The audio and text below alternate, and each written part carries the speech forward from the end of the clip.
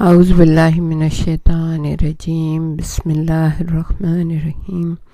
الحمد للہ الذی ہدانا لہذا وما كنا لنہتدی لولا ان ہدانا اللہ لقد جاءت رسل ربنا بالحق الصلاة والسلام علی اشرف الانبیاء والمرسلین خاتم النبیین ابی القاسم محمد وعلی آلہ الطیبین الطاہرین اما بعد السلام علیکم ورحمۃ اللہ وبرکاتہ۔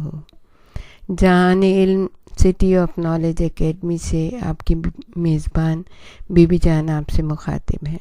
صبح بخیر، امید ہے آپ لوگ بخیر و عافیت ہوں گے، فضل پروردگار سے آپ کی صحت و سلامتی کے ساتھ رہ رہے ہوں گے۔ آج چونکہ بدھ کا دن ہے اور جیسے کہ ہم نے آپ کو بتایا تھا کہ امام علیہ السلام کی چوتھے امام زین العابدین علیہ السلام کی صحیفہ کاملہ سے ہم دنوں کی دعاؤں کے آپ کے سامنے پیش کر رہے تھے۔ تو آج بدھ کا دن ہے اور جیسے کہ پہلے بھی ذکر ہو چکا کہ یہی وہ دن ہے 7 دن ہفتے کے جس میں سے کسی ایک دن میں ہم اس دنیا میں وارد ہوئے ہیں اور اسی ہفتے میں سے کسی ایک دن میں ہم اس دنیا سے واپس چلے جائیں گے۔ تو ہمارا سفر چاہے ہمیں کتنا بھی طویل لگ رہا ہو لیکن ہے اتنا مختصر کہ صرف 7 دنوں کے اوپر محیط ہے۔ تو اگر ہر دن کی صبح کو ہم ان دعاؤں کو پڑھ لیں ہر روز تو کتنی اس کے اندر معرفت ہے اور کتنا اس کے اندر اپنے پروردگار عالم سے تقرب ہے اور کتنی ہمیں اس دنیا میں رہنے کی مدت کے بارے میں پتہ چل جاتا ہے کہ ہمارے لیے بہت کوئی طویل مدت نہیں ہے، یہی تھوڑے سے دن ہیں جس کے اندر ہمارا آنا اور جانا دونوں ہے۔ تو جتنے دن بھی ہم یہاں پہ رہیں عمل صالح کرنے کی کوشش کریں تاکہ وہ دن ہمارے لیے گواہ ثابت ہو۔ اور پروردگار عالم نے اپنے کلام پاک میں بہت ہی خوبصورت طریقے سے بیان کیا ہے۔ بلا شبہ زمین و آسمان کی خلقت اور شب و روز کی آمد و شد میں اہل دانش کے لیے بہت ساری نشانیاں ہیں۔ اب آپ یہ دیکھیں گے کہ امام علیہ السلام نے اس کو کیسے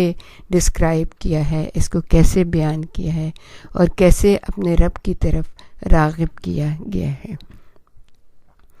اعوذ باللہ من الشیطان الرجیم بسم اللہ الرحمن الرحیم۔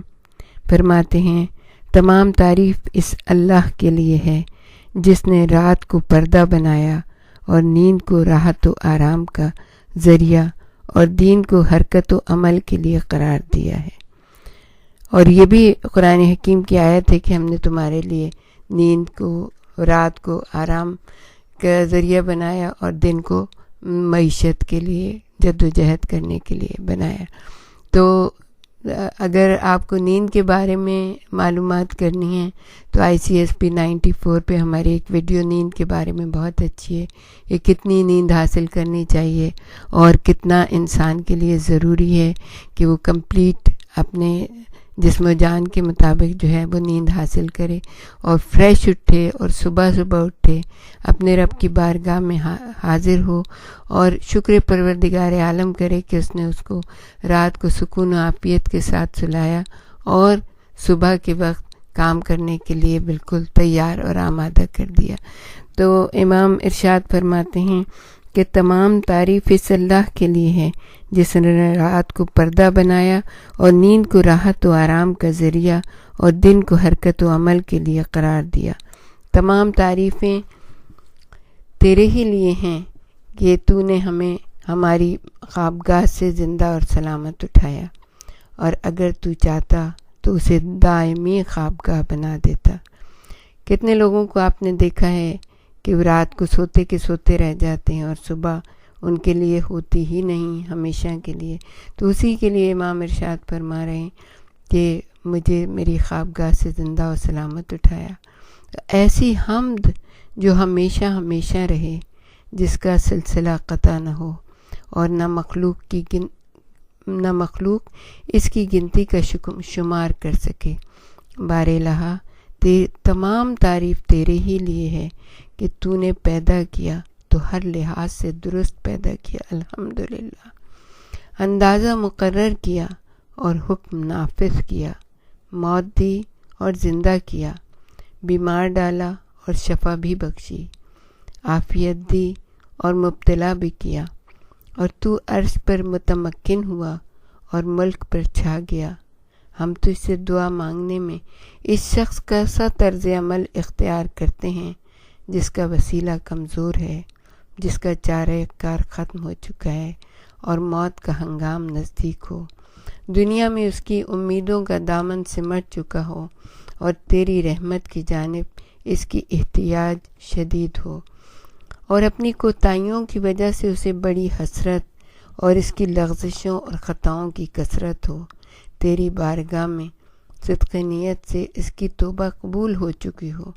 تو اب اپنے خاتم الانبیاء محمد صلی اللہ علیہ وآلہ وسلم اور ان کی پاک و پاکیزہ آل پر رحمت نازل فرما۔ اللہم صلی علی محمد وآل محمد۔ اور مجھے محمد صلی اللہ علیہ وآلہ وسلم کی شفاعت نصیب کر، اور ہمیں ان کی ہم نشینی سے محروم نہ کرنا، الہی آمین۔ اس لیے کہ تو تمام رحم کرنے والوں سے زیادہ رحم کرنے والا ہے۔ بار الہا، اس روز بدھ یعنی چہارشنبہ میں ہماری 4 حاجتیں پوری کر دے۔ پہلی حاجت یہ ہے کہ اطمینان ہو کہ تیری فرما برداری میں ہیں، دوسرا یہ کہ سرور ہو تو تیری عبادت میں، اور تیسرا یہ کہ خواہش ہو تو تیرے ثواب کی اور جانب، اور چوتھا یہ ہے کہ کنارہ کشی ہو تو ان چیزوں سے جو تیرے دردناک عذاب کا باعث ہیں۔ کتنی خوبصورت یہ 4 چیزیں اس مانگی ہیں، اس چہارشنبہ میں 4 ہی چیزیں مانگی ہیں، اور اگر آپ اس پہ غور کریں تو یہ کتنی خوبصورت باتیں ہیں اور کتنی اطمینان بخش باتیں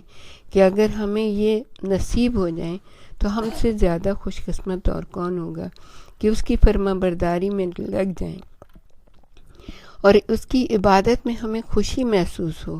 اور اس کے ثواب کی جانب تیزی سے بڑھیں اور ان چیزوں سے کنارہ کشی کریں جن کے بارے میں ہمیں معلوم ہے کہ اس کا انجام بہت دردناک ہے۔ پروردگار، بے شک تو جس چیز کے لیے چاہے اپنے لطف کو کار فرما بنا دیتا ہے، کار فرما کر دیتا ہے۔ تو عزیزان گرامی، تصور کیجئے امام نے کتنے خوبصورت انداز میں ہماری جو ہے تربیت کی ہے کہ اپنے ہر دن کو اپنا گواہ بنا لو، اپنے اعمال کا گواہ بنا لو۔ پروردگار عالم نے ہمیں، جب ہم یہ کہتے ہیں نا کہ قرآن حکیم کتنے پکار کے کہہ رہا ہے کہ اے انسان، تو اپنے رب کو نہیں پہچانتا، وہ جس نے تجھے پیدا کیا تو ہر طرح سے نوک پلک کو درست کر کے پیدا کیا، تیرے اعضاء میں توازن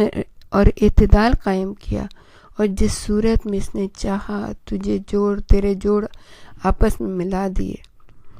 عزیزان گرامی، امام جعفر صادق کی ایک حدیث کے ساتھ اس کو ختم کرتے ہیں کہ انسانی صورت مخلوقات پر اللہ کی سب سے بڑی حجت و دلیل ہے، اور یہ وہ کتاب ہے جس کے نقوش اس نے خود اپنے ہاتھ سے کھینچے ہیں۔ تو عزیزان گرامی، ہر لمحہ ہر پل اپنے رب کی بارگاہ میں حاضر اپنے آپ کو محسوس کریں،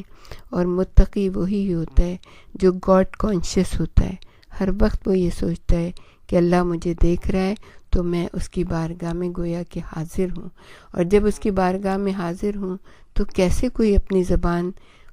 غلط چیزوں کے لیے استعمال کرتا ہے، اپنی آنکھیں غلط چیزوں کے لیے استعمال کرتا ہے، اپنے ہاتھوں کو لوگوں کی اذیت دینے کے لیے استعمال کرتا ہے۔ اللہ تعالیٰ سے دعا ہے ہمیں محمد و آل محمد کے صدقے میں اس راہ پر چلنے کی توفیق عطا فرمائے کہ جس راہ کو پروردگار عالم نے صراط مستقیم کہا ہے، اور پروردگار عالم آخرت میں ہمیں ان مبارک ہستیوں کی بہترین شفاعت نصیب ہو تاکہ ان کے جوار میں ہماری جگہ بن جائے۔